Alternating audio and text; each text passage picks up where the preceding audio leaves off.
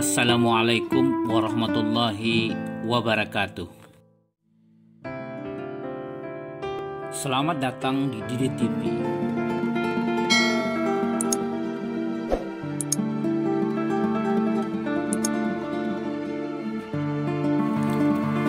Pada edisi ini kita akan membahas kata sako.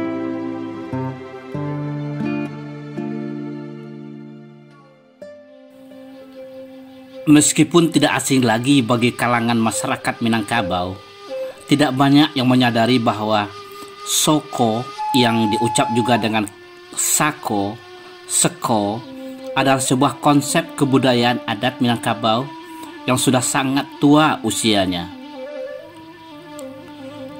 Kendati pun tidak diketahui persis kapan konsep ini muncul, kata soko ditemukan dalam berbagai bahasa-bahasa tua dunia seperti Persia, Yunani kuno, Brahmi, Sanskerta, Mesir kuno, Latin, dan Cina, walaupun dengan pengucapan yang bervariasi seperti saka, shaka, saka, atau sakai.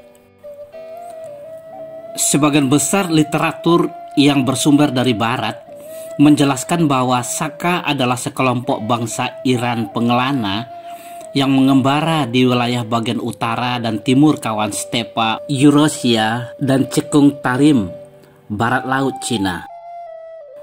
Akhir-akhir ini, seorang revisionis sejarah Nusantara, Profesor Santo Saba, mengungkapkan temuannya bahwa yang dimaksud dengan kaum Saka itu sesungguhnya adalah leluhur Nusantara yang lintas zamannya jauh sebelum zaman kaum Saka yang diekspos oleh peneliti dan penulis barat yang menetapkan awal tahun Saka 78 Masehi tanpa dasar.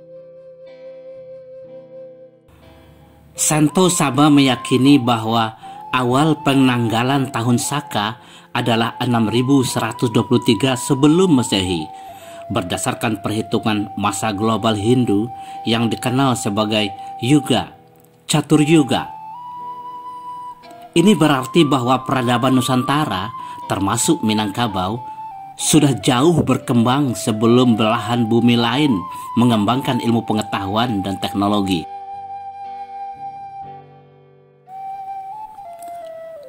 Kata sako atau soko ditemukan juga di dalam kebudayaan Jawa. Soko guru yang bermakna tiang penyangga utama. Pada bangunan masjid kuno Jawa seperti Masjid Agung Demak, soko guru merujuk ke 4 pilar utama pada bagian tengah masjid yang berfungsi menyangga kerangka atap masjid. Dalam konteks kekinian, istilah soko guru digunakan juga dalam konteks berbangsa dan negara. Soko guru demokrasi yang terdiri dari 11 sehingga dikenal sebagai 11 soko guru demokrasi. Selain itu, terminologi soko guru juga digunakan dalam konteks ekonomi, khususnya koperasi. Muhammad Hatta menyebutkan bahwa koperasi adalah soko guru perekonomian nasional Indonesia.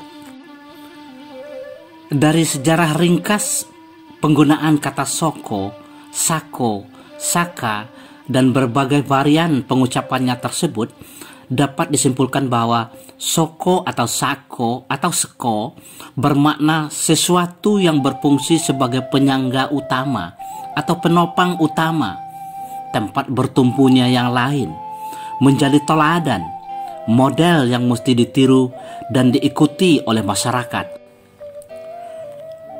Dalam kebudayaan adat Minangkabau, soko atau sako yang dalam bahasa Kerinci juga disebut seko pada dasarnya merujuk ke semua kekayaan imaterial yang diwariskan secara turun-menurun mengikuti garis kesukuan perempuan, ibu, termasuk ajaran, sifat, kepribadian, perilaku, dan kepemimpinan adat. Tagak adai di atas sako, tagak sako di atas pusako, tagak pusako di atas kaum. Untuk menjaga kelestarian dan otentisitas garis pewarisannya, Setiap sako dalam pengertian kepemimpinan kaum diberi gelar mengikuti kata datuk seperti Datuk Rajo Ameh, Datuk Rajo Perak, Datuk Pengulu Basa, Datuk Tan Patih, dan lain-lain. Gelar ini tidak boleh diubah oleh siapapun sampai generasi keberapapun, sehingga bila muncul kepemimpinan atau soko baru dalam sebuah kaum atau suku, maka akan terdeteksi dengan mudah. Birik-birik tabang kasama, tibodi sama tabang kalaman, patahlah sayok tabang beranti, tasuo di tanah batu. Dari inyak turun ke mama, dari mama ke kamanakan, patah tumbuh hilang berganti, soko dibawa dengan modo. Perlu disadari bahwa sako atau soko bukanlah sebuah penghargaan, tapi beban yang wajib dipikul, amanah yang wajib dijalankan sesuai dengan hakikatnya sebagai tonggak penyangga utama kaum, pelindung dan pengayom kaum, anutan dan ikutan kaum. Sehingga untuk menyandang sebuah soko atau sako, seorang calon pengulu wajib mengikrarkan sumpah di depan anak kemenakannya.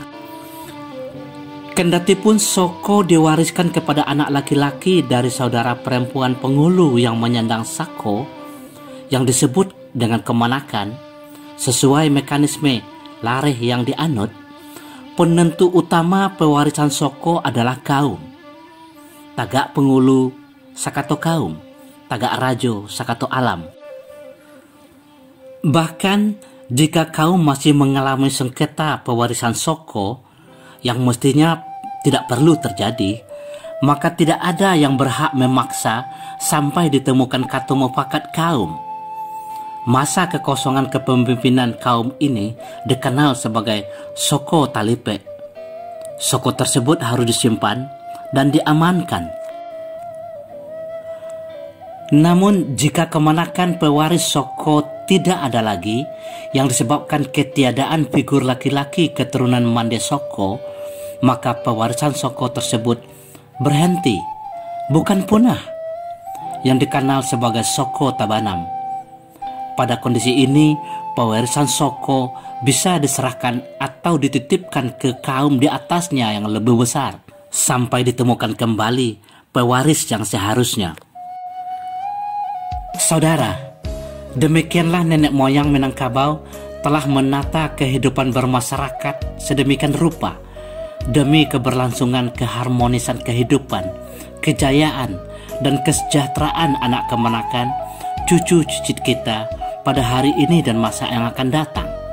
Kewajiban kita pada hari ini adalah melindungi, menjaga, mempertahankan, menegakkan dan menjalankan amanah tersebut demi kejayaan masa depan Minangkabau dan Nusantara.